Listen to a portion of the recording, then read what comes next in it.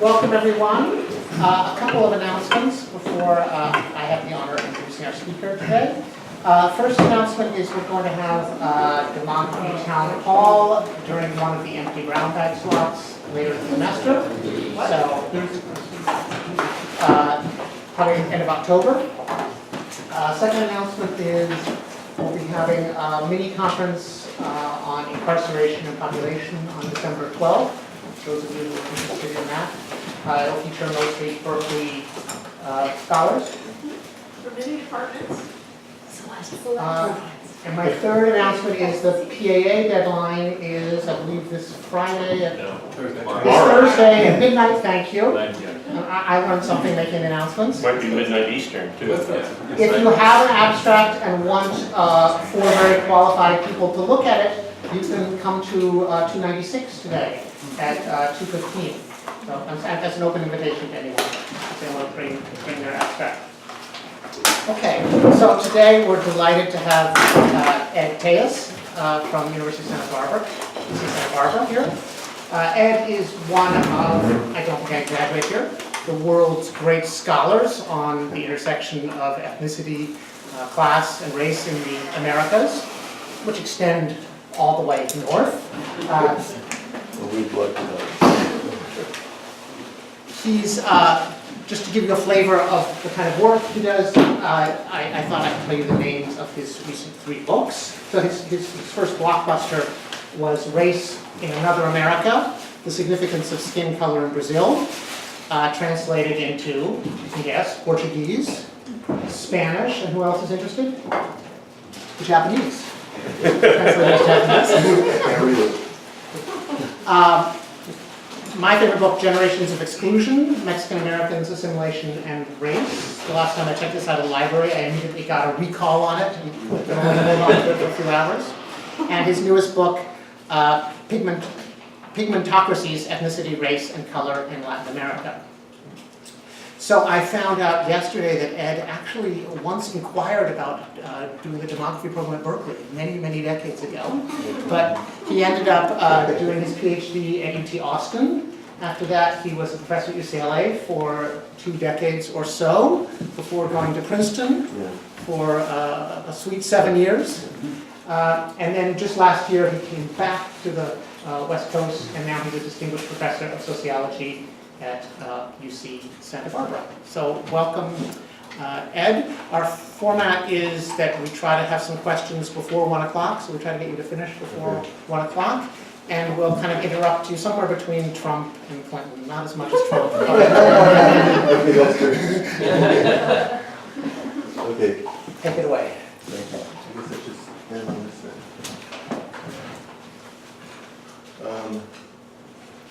Let me... Okay. You might not be able to see very well, but anyways.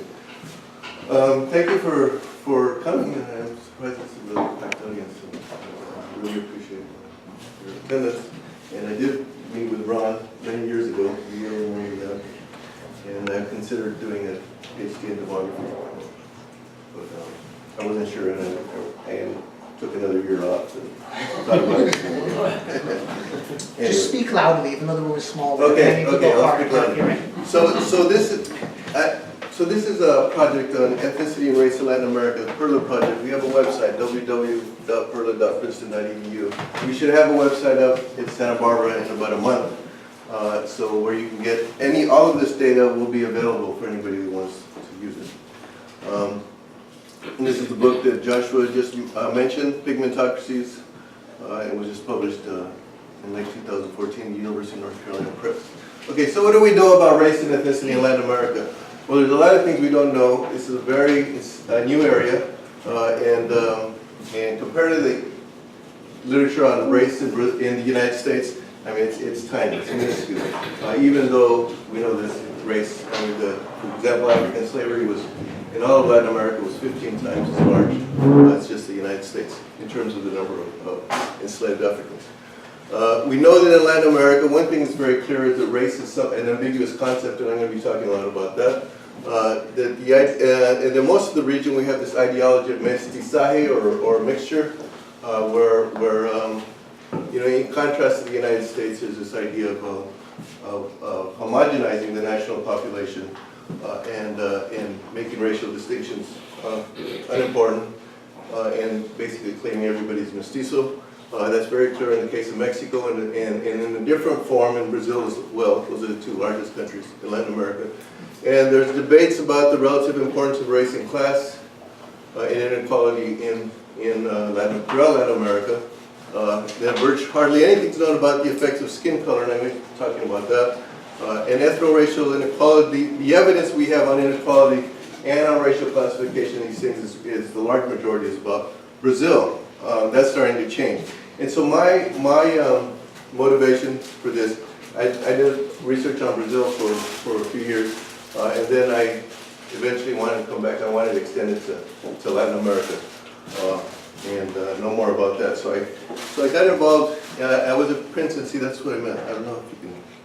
I don't know how to change that. But anyways, the project on ethnicity and race in Latin America was a collaborative project that I did. It's basically my participation in it is there's not much left.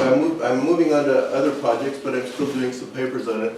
But during the 7 years from 2008 to 2015, when I was at Princeton, I dedicated myself to this. So I worked a lot with postdocs and graduate students, and we produced this data, and this data is going to be available if anybody wants to use it.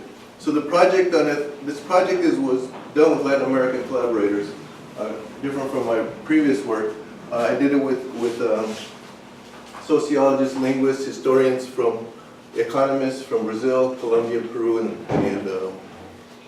Mexico. So we did surveys in those 4 countries, and and the project is based on producing this data based on producing data for those 4 countries, and particularly producing data or national random surveys. So there were 2 stages of the project. There was an ethnicity module in the 2000 Americas Barometer in 8 to 26 countries. 8 to 26 countries, I mean, in 8 countries there's about 7 questions. In all 26 countries there's a couple items. So if you really want to study this beyond those 4 countries, go to that 2010 Americas Barometer. These are great national random surveys in all the Spanish-speaking Latin American countries and all the significantly sized Caribbean countries. They're French, Dutch, and English origin. And then, but the focus of this were in-depth surveys of ethnicity and race in Brazil, Colombia, Mexico, and Peru in 2010. And there's about 120 items in that particular survey. And these are very small, pretty small surveys in terms of surveys, but there's 1,000 to 1,500 for each country at each stage. So there's about 1,500 in all of these. There's 1,000 to 1,500 in these. Okay, so the motivation for this Mara Loveman has done a lot of work on census, ethno-racial categorization and censuses historically, but she noted that since about 2000, the 1990s and 2000, most countries in Latin America now have questions about Afro-descendants and about indigenous people. So I think all but the Dominican Republic has a question on indigenous people. In Cuba and the Dominican Republic don't have questions on indigenous people. They claim there aren't any. And most of the countries now have questions on Afro-descendants. So here we did, this is a table in the Pigmentocracy's book, and this shows the 19 Latin American countries, or 20 Latin American countries.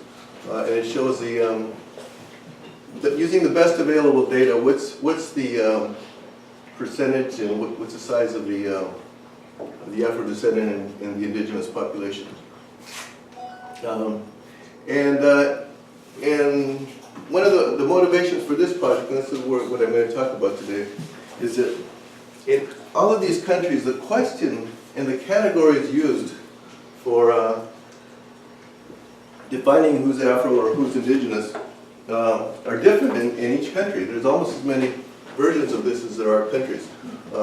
And you can see one of the interesting things, like this is a good example. In Dominican Republic and Venezuela, I have 2 estimates. In the Venezuela case is really interesting. Well, because depending on the categories that you use for the Afro-descendant population, you get 2 very different estimates. And typically, the categories were Negro and Mulatto that were used in the previous Venezuelan census. I think it was in 2000, and now the 2011. Well, based on the Negro Mulatto categories, 3.5% of the Venezuelan population is Afro-descendant, as the country defines it. But in 2011, they added another category, and the category was Moreno. And many people in the Afro-descendants and the government itself, just during Hugo Chavez, said, well, Morenos are black. Well, certainly a lot of blacks identify as Moreno, but a lot of other people classify as Moreno too, people that wouldn't be considered black. But if you add the Moreno category is 49.9% of the population. So if you add the Moreno category, your Afro-descendant population is 53.4%. What does the word mean? Moreno means brown, but it's very, I mean, in Brazil and in Venezuela too, it's like almost a national category. Almost everybody can fit in it. So it's a very capacious category. In Dominican Republic, they have a category called Indio. And this 70% of the population, or almost 70% of the population classifies as Indio. So if you include that with the category Negro and Mulatto, you get a different population. It goes from 24 to 89%. This is a very capacious category. Is that 2/3 of the Dominican population is Indio. And that includes many people that would, for Americans, in American eyes, and maybe even in Dominican eyes, they clearly have their Afro-descent. So anyway, so what we did in the census, what we did in the PERLA surveys is that we decided, well, here's the questions. Okay, let's go over some of these census questions. Here's the different variations of the census question. So in Brazil, they say your color or race is. So they use the word color or race. This question is very different from a lot of other places. And then they have these 5 categories they've been using since the 19th century. White, black, mixed, part of kind of brown, and Asian and indigenous. And Cuba has something very different. It's called what is your skin color? And they've been asking about skin color since the 19th century as well. But then other countries, like Ecuador and Panama, ask how do you consider yourself? Guatemala says, to what ethnic group do you belong? Uruguay or Argentina, are you or any of your ancestors of African or African descent? That becomes very capacious, right? So if you ask these questions, okay, in Colombia, according to your culture, people, or physical features, are you or do you consider yourself? Colombia is interesting. In the 1990s, this word physical features was not in there. And only about just under 3% of the Colombian population was Afro-descendant. When they asked, according to your physical features, they added physical features, now it's up to 11%. So the way you ask the question changes. Now the response categories also affect, if you say Negro, or you use the word indigenous rather than the specific ethnic groups like Aymara, Quechua, Maya, then you might get very different responses. And sometimes, and another thing that affects your counter is whether the dominant groups are included. Sometimes they ask if you're white, sometimes they ask if you're white or mestizo, and sometimes they don't ask at all. They're only interested in the minority group, so that affects the size of the estimates of the indigenous and black population. And I'll show you how. So this is the size of the Afro-Brazilian population using various criteria. Okay, so if you have an open-ended question, and you ask use basically the census question, is what is your color or race? And you get about 5% of the population that identifies as Negro. But if you go to the other extent, and the interviewer uses the census question and uses the category preto and pardo, which are the two supposedly black populations. black categories, you get more 58% of the population that identifies that way. So depending on how you ask the question, you get different estimates. And here it's very clear. Okay, more than time. Okay, so here it's very clear that the size of the indigenous population in Mexico and Peru, and how you ask the question, and the categories that you use affect the size of the population. And I'll show you. If you look at Peru, B, self-identification as indigenous. The Americas Barometer asks the question, are you white, black, mulatto, negro, or indigenous, or something else? And so they use the word indigenous. Well, in Peru, if you ask how many people are indigenous, you get 4.7% of the population. So how is this possible in Peru? But if you ask them if they're Aymara or Quechua, you get a much higher population, like I think it's about 23%, yeah. And then if you ask them if they speak the language, you'll get an even higher percentage. So, and then there's other like use the Argentina or Uruguayan question is, do you have any indigenous ancestors? You would get a much higher population. I don't think we have the number here, but it would be more than 50%. Is interviewer classification based on sort of just visual appraisal? Yeah. So there's the interviewer. That's one of the things we use. So the interviewer has the same categories, for example, as the American Barometer. He decides what to call the person. And that particular question was the first question in the entire survey. So he's not affected by ideas of class. I'll talk if I have a little time at the end, which I don't think I will. Well, I started what time? 12:10. Okay, so maybe I will. I'll talk a little bit about the effect of class of status. Okay, and so one of the things we did, now your projector is showing this very differently, but we had another indicator we used is we had the interviewer, and this is before they asked any question, the interviewer marked the color or rated the color of the person's face.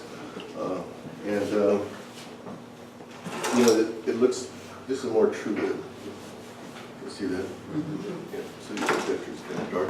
So one of the things, so we had these on 3x5 plastic cards, and so we didn't have the effect of the light from the computer.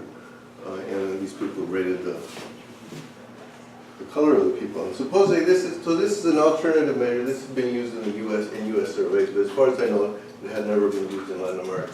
So but people have this in their heads when they look at the color. And they might not think of the racial category that the person's in, and they might not think, and they may self-identify themselves.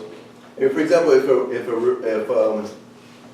interviewer could rate you in a particular color category, but you might see yourself as something very different. So your identity is affected by a lot of different things. It could be affected by status. It could be a relational thing, the way other people identify. It could be political. It could be affected in a lot of different ways. So this we thought was a little more maybe objective, or a little bit more. It was from the interviewer's side. And this is relevant. In interviewer identifications, we thought are relevant. Because the whole idea of inequality and discrimination is, or the whole idea of discrimination is based on how others see you, regardless of how you see yourself.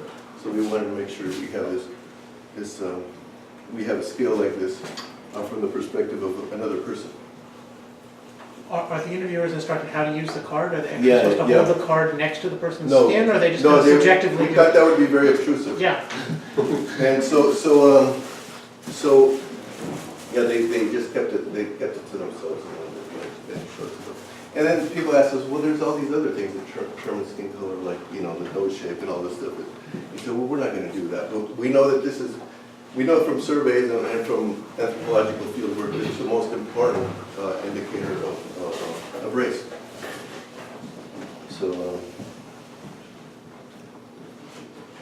So here you get some kind of idea of the correlation between self-identification using these census categories.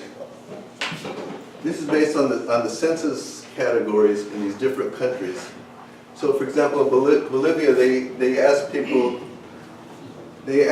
whether they're, according to your customs or traditions, do you consider yourself Aymara, Quechua, Guarani, and there's about 5-6 categories.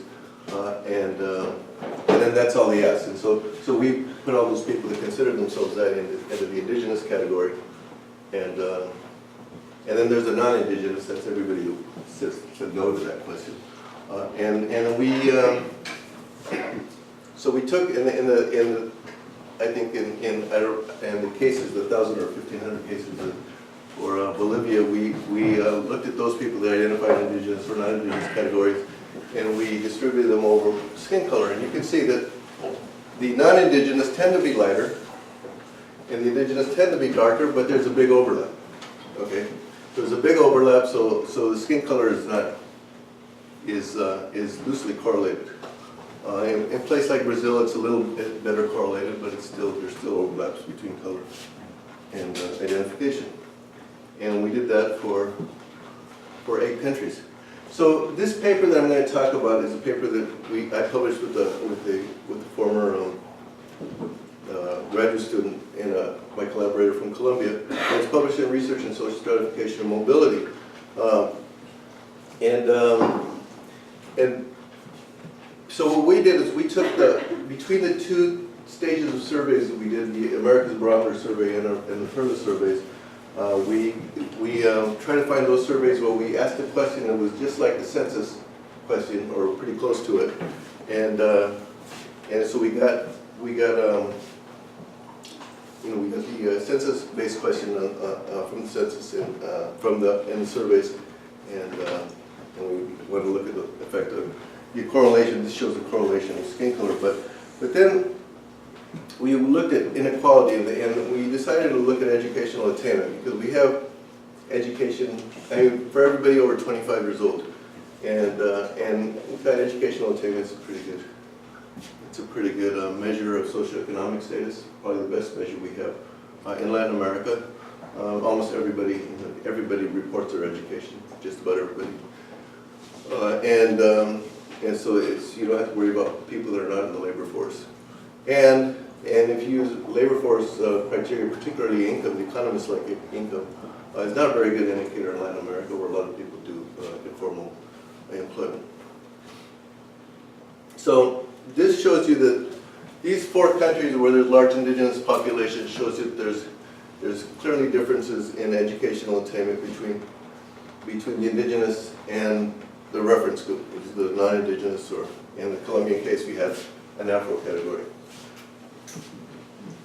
And there's some overlap. There's small samples, so the confidence intervals sometimes show that there's a little bit. It's not really. I mean, the differences are not significant in the Colombian case, but they are in the Bolivian, Guatemalan, Mexican cases. And here you have Brazil, Dominican Republic, Ecuador, and Peru. And one of the interesting things is, I think this is very clear in the Dominican Republic case, is, I mean, you can see that in the Dominican Republic case, the mulattoes are the most educated. And everybody said, wow, the Dominican Republic must be, it really, it's not, you don't have there's not, race is not running in the expected direction in terms of like a racial hierarchy. And in the Ecuadorian case, whites are actually worse off than mestizos. And actually, if you look at the Mexican case, if you ask the question, you identify as white and mestizo, whites are more likely to be worse off than the mestizos in most countries. And why is that? Well, there's this issue of selectivity that people identify. We found that the people that identified as white tended to be less educated people. The most educated people were more likely to be mestizo. And this is, so this is regardless of their actual skin color. And so this idea that in the white case, people, or the more educated people were the ones that were really educated with this mestizaje ideology and really considered themselves mestizo. I mean, people in Mexico, we found out, considered themselves mestizo even though they were grandchildren or European immigrants. And in the case of the mulatto in the Dominican Republic, it turns out mulattoes is a new identity that, I mean, most people classified in the Indio category. Some people classified as white. And in Haiti, in the Dominican Republic, there's this idea that the only blacks are Haitians. So there was this, the black category was always considered a Haitian category. But the mulatto category, was kind of like half Haitian and half Dominican category, but it's a category for, there's a new social movement that's trying to accept black identity in the Dominican Republic. It's still a very small percentage of the national population, but it tends to be a more educated population, so there's a self-selectivity into the mulatto category of more educated people.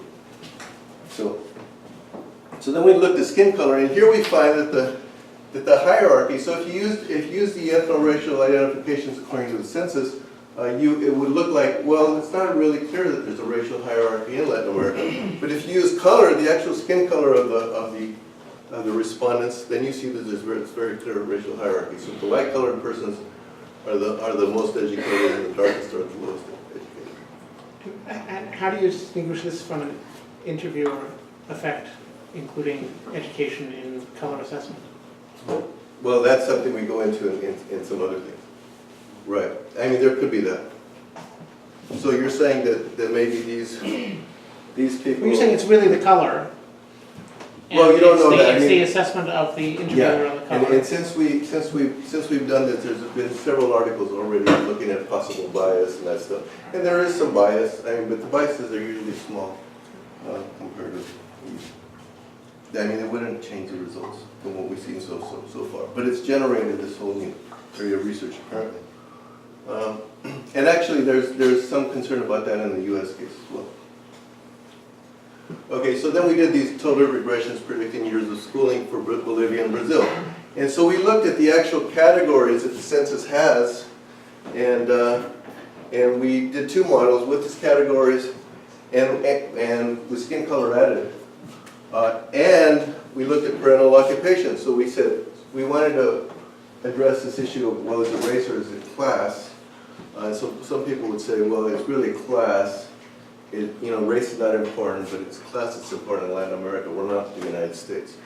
So we wanted to address some of that. So we included this variable on parental occupation. In our surveys, we asked them what their parents' occupation was when they were 15 years old. And we have 15 categories of occupations. And we gave them scores according to the International Occupational Prestige Index. We gave them scores, and they vary anywhere from 16 to 81. 16 are like the farm workers and domestic servants. 81s are high-level professionals. And we found out that, of course, class is very important. So the higher your parents' class, of course, the higher your education. And that was expected, but that doesn't obviate the effect.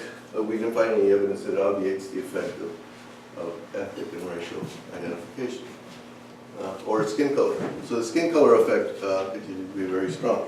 And we did this for the 8 countries, and using all these categories. And the same thing is class was important, but in Brazil there was always this discussion for a long time was, oh, it's class or it's race. It's one thing or the other, but it's very clear it's both of those things. Both those things are affected. But I mean, it's still race. Apparently, it looks like it's still race. I mean, people have class advantages. Class advantages. They have human capital advantages. They have cultural and social capital advantages that they get from their parents. But even after you control for that, the racial effect continues to be strong. Could you say what about the units? Parental occupation 0.1, skin color -0.4. Okay, the skin color is actually converted to z-scores because there's different skin color. For example, the mean of the skin color is different in different countries, so that's obvious because of different demographic flows they've had historically. So we looked at z-scores, so we converted those to one standard deviation above and below. So again, it would be relative to that gain. What was the other one? Parental occupation. Parental occupation. Parental occupation, I think we used the actual occupation. We didn't do any conversion of those. So it varies anywhere from 16 to 81, 86. Okay, so the standard deviation will be 10 or 20 or something like that? Yeah, something like that, yeah. Yeah, I had the means up there, but I thought there'd be too many numbers. Means and standard deviations. So, And here we have for the other countries. Now the data set's very small, so sometimes for example, the Afro and the Peruvian case, it's negative, but it's not significant. So, but it goes in the expected direction. Now, in some of these cases, because skin color is very correlated with being Afro or not, when you add the skin color variable, it really reduces the effect of being Afro. In fact, it even reverses it in that case, but it's never significant. Okay, so I just wanted to show you. So I'll go through this real quickly. This is the America's Barometer question that I mentioned already. And using these categories, we did a similar kind of exercise, and I just want to show you. I'll go through this real quickly. So the question is, do you consider yourself white, mestizo, indigenous, black, or something else?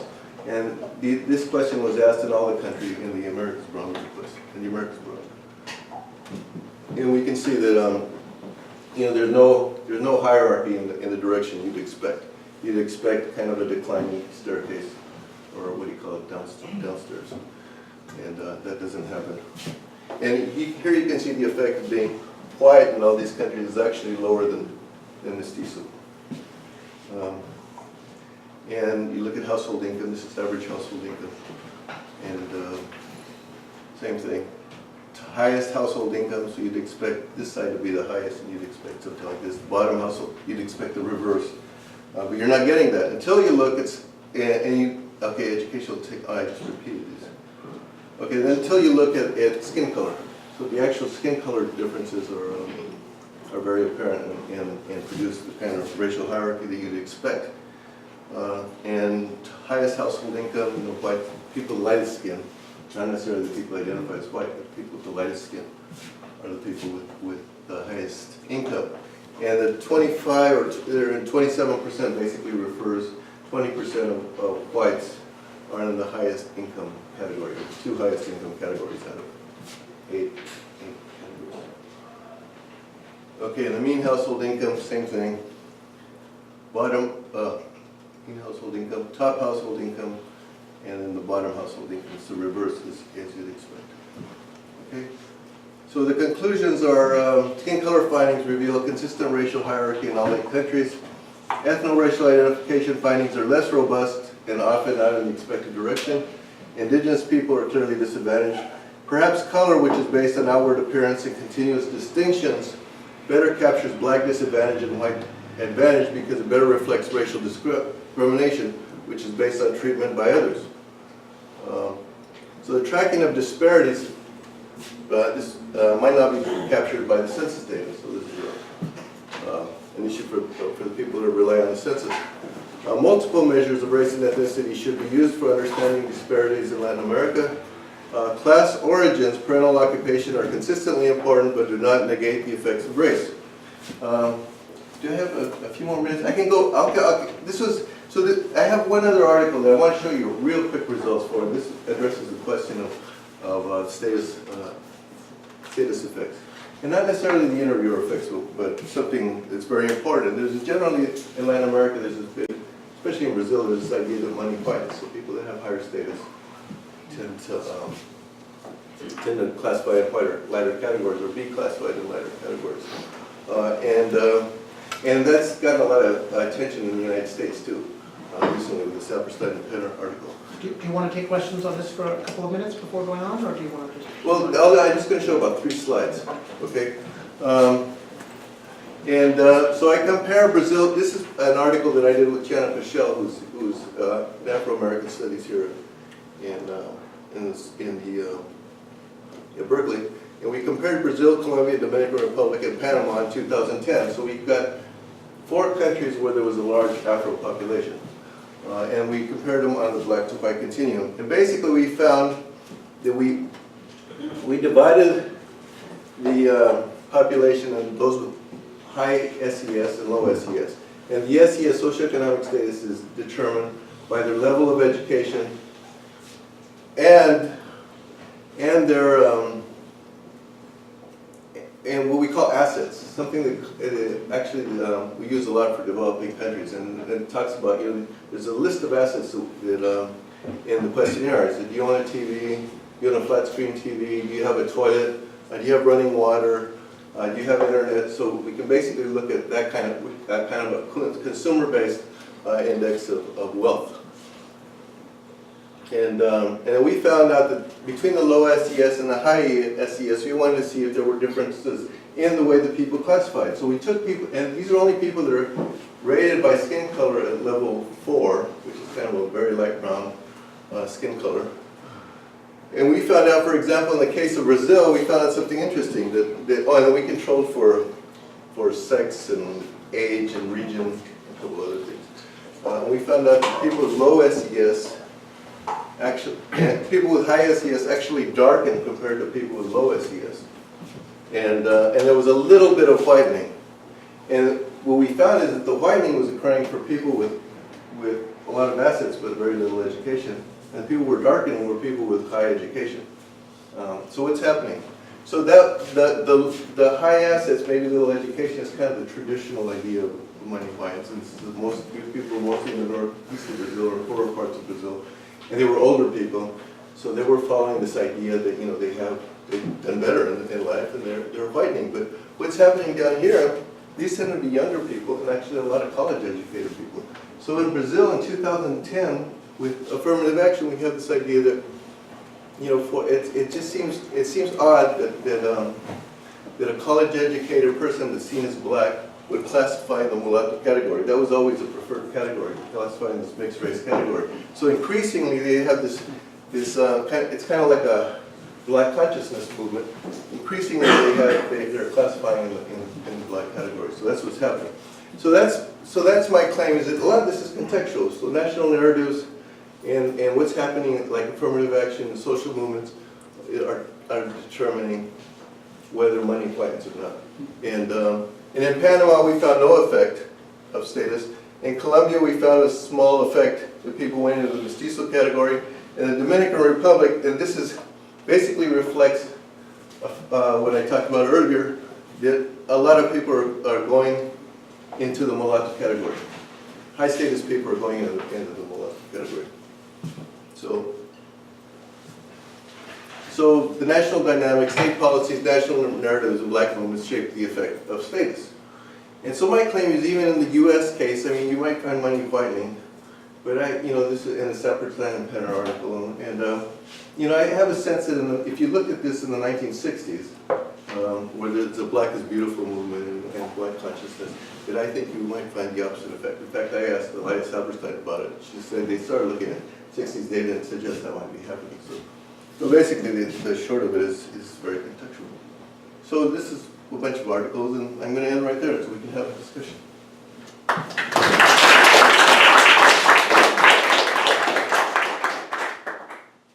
To drink a lot of water, I feel like Donald Trump. Yes. I'm curious if you have, for our planning, I'm curious if you have, or if you're planning a longitudinal component, sort of following up on the last question, given the recent debates highlighting the importance of the individual effects within. That would be great, but I don't have the energy. Right. I mean, we'll have something else, but that would be great. I mean, the surveys are expensive. Ford Foundation, I was lucky enough to get the Ford Foundation to fund the first round. So the last slides may tell us less about money whitening or darkening, right? But Well, people with money but you are change the more status, likely to you change the status. So our reviewers in AJS were concerned, one of the things they were concerned is, if you have this over time, if you do this longitudinally, you know it's the same person. Right. But how do you know it's the same person? You're only controlling for color. So we actually had hair type in the Colombian and the Brazilian case. So we control for hair type as well as color. I mean, they're not exactly the same person, but that controls for a lot of the variation in people's racial appearance. And we got the same results. But yeah, ideally you do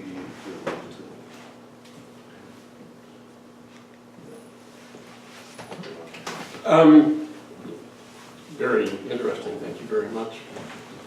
I'm wondering if, I got the impression that the main focus is on the, say, black-white dimension. Right. And I'm wondering if there isn't, whether the indigenous, non-indigenous dimension is a separate dimension, whether you can capture that as well on the same scale. And Yeah, I don't that's a good question. You know, in Latin America, there's all this mixture. So people are indigenous and black, they're indigenous, black and white. You know, so the skin color is still very important. So the idea like in Mexico and Ecuador, I think in Colombia, people are called mestizo. That's most of the population. So we basically wanted to cut through this category that hides everything and look and report to their differences. And we weren't so focused on the indigenous category. Now, within the indigenous, if you classified them separately, if you looked at them by color, you would find the same hierarchy. If people they classified only as indigenous.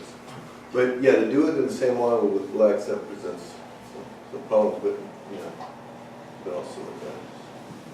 So I was wondering if you could talk a little bit about the mechanism by which skin color is affecting education. I mean, I can imagine the reverse, where your kind of time in the sun depends on your education. Right. I'm having trouble imagining that someone from with given household income and all these things, their education is going to change based on what's happening, I guess, on the way they're treated in the classroom. Or I'm trying to figure out what it is, or is it their ambitions? I mean, I think there's a lot of research to be done on this. But let me address the first question about time in the sun. We looked at only people that were office workers, and you'd expect office workers to not be in the sun very much. And we found a similar kind of thing. Not quite as strong, maybe about 2/3 of the way there, but we found that people that worked in offices we found the same effect. And that's one of the things we can't get with our simple, some people have talked about using, people use spectrophotometers. You don't know where they're going to measure, right? And are they unexposed or exposed parts of the body? And so there's, whether it's subjective or not, I mean, there's a whole debate around that. But what are the mechanisms specifically in education? Well, I mean, it could be, I mean, I looked at in Brazil, using census, we have very large, it was a 1% sample of Brazil. And I looked at families where, that had siblings within 1 or 2 years apart of the same sex, but were rated differently by their parents, presumably, but they were rated of different skin colors. And even there you saw that, so that it seems like a control for everything. And even there you saw educational disparities. And this has to do with treatment in school, but treatment also by the family. And where to send, for example, where to send the lighter kid, send them to better kid schools, how the teacher's gonna treat that person. I mean, those are possible mechanisms. When you ask, so the social science literature, say, is very confused about what these categories mean and consistent effects.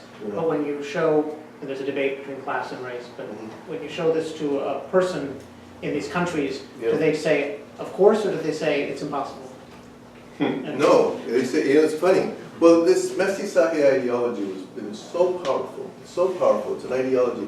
When I first got to Brazil in the 90s, early 90s, there was this powerful ideology of racial democracy. All but people in the black movement were basically saying, no, we're not racist. And then come up with a million different excuses that you'd ask them, and it'd be hard to explain. But now, everybody says, yeah, of course there's racism. And people are, and in the Mexican case, Mexico was kind of like, Colombia and Peruvian case were kind of in between. But the Mexican places kind of were the last ones to hold on to this ideology. And when we started PERLA in 2009, it was actually, we had collected our data in 2010. The first presentation I gave in 2011 with my Mexican collaborator, there was so much resistance in the audience. And these are academics. There was so much resistance in the audience. I mean, there was a resistance in using the color palette, but also kind of this denial that, color could be so important. But there were some people in the audience say, of course color is important, but nobody had ever studied this. I was at a conference last week in Mexico City, and everybody, the academics, of course, color makes it, at least among academics, of course color makes a difference. And so this is, my collaborator has been on TV and talked about this stuff. And everybody, at least a lot of the people that have responded on blogs and things, they say, of course color is important. And it's already become a priority of the National Human Rights Commission. So it depends on ideology. Hi, thank you for the talk. So I have two questions. One is related to your slide on the household income differences by skin color. Yeah. The difference between the brown skin and the dark skin were fairly small compared to the light skin. So did you find any, is that a significant difference then? And what does that mean? I think in income, you know how these things are stratified. I mean, there's a lot of people at the bottom, Yeah. and there's, you know, there's, at the very top, there's a relatively small number of people. So I just think that's the way you kind of expect the way people are. Strictly, so brown and blacks at the bottom. I mean, it's very clear in the Brazilian case. Yeah. And the whites at the top. So it's more like a wide, non-wide binary for skin, for household. It is for the Brazilian case, I'm not sure, but maybe it's less for other cases. And the second question was about gender differences, if you found any gender differences Oh, yeah. by skin color. Yeah, there's gender differences in income, obviously. But actually, women in most of Latin America, except for the indigenous countries, Bolivia and Guatemala, girls now have an advantage over boys. But I mean, we just kind of replicate it a lot of other people. Yes, ma'am. So you mentioned in one of the early slides that some of the countries include a reference category like mestizo and blanco and some Yeah. don't. And this is a big debate in the census agencies in Latin America, whether you Yeah. include that category so that you get everyone to have an answer, or you have these targeted questions that just ask if you have Afro-descendant, some Yeah. Afro-descendant, characteristics, or indigenous or international. And I'm wondering what your thoughts are on that. Yeah, that's a really important question. So the reference category, so having this reference category makes a difference if people classify in the indigenous or the black categories, right? So if you have like the mestizo category, it really sets up a lot of the indigenous people and blacks too. So there will be fewer of them in that category.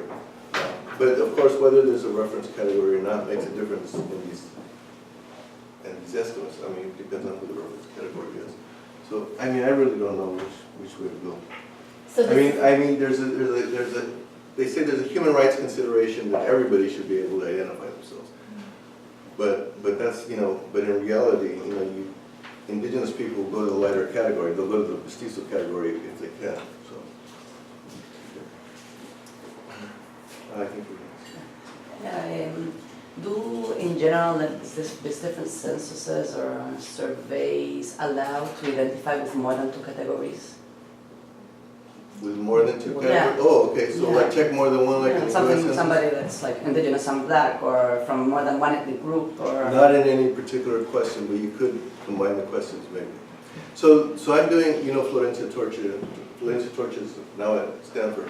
Her and I are doing a study examining how people identify in these indigenous categories in Peru and Mexico.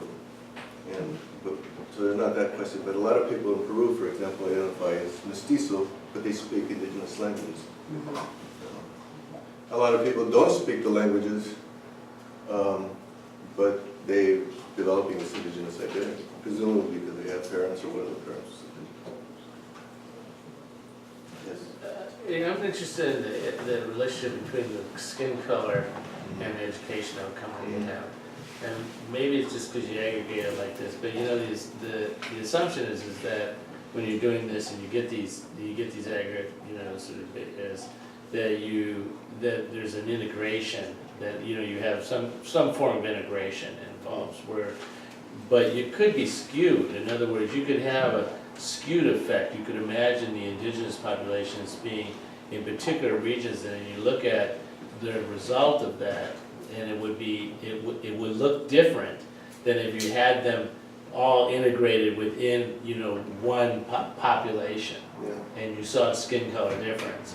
So that the question is whether the relationship is really a skin colored one, or whether you have a set of analyses that parcel it out on whether they are skewed in terms of their geographic distributions, and so you see actually maybe it isn't that skin color matters, but it is going to only matter in a certain location rather than in another location. Yeah, Brian, these things vary a lot in regions, especially in large countries like Mexico and Brazil. Can you in the data set, do you have the... So we control for region actually, but it's a national level effect. Yeah. We can't do it individually. I mean, one of the interesting things in Mexico is we found people identified as white. 13% of the Mexican population identified as white, which is surprising to a lot of people. But it turns out they're in the north. Yeah. They're in the north, and this is after you control for skin color and Yeah. everything. Yeah. But that's because there's a different ideology Right. about these things in the north. I mean, they're Right. right next to the United States. But they're also, you know, they have this history of battling supposedly the Yapis and the Apaches. And Right. so there's this indigenous, non-indigenous, kind of indigenous white distinction that's become very important there, but not in the rest of it.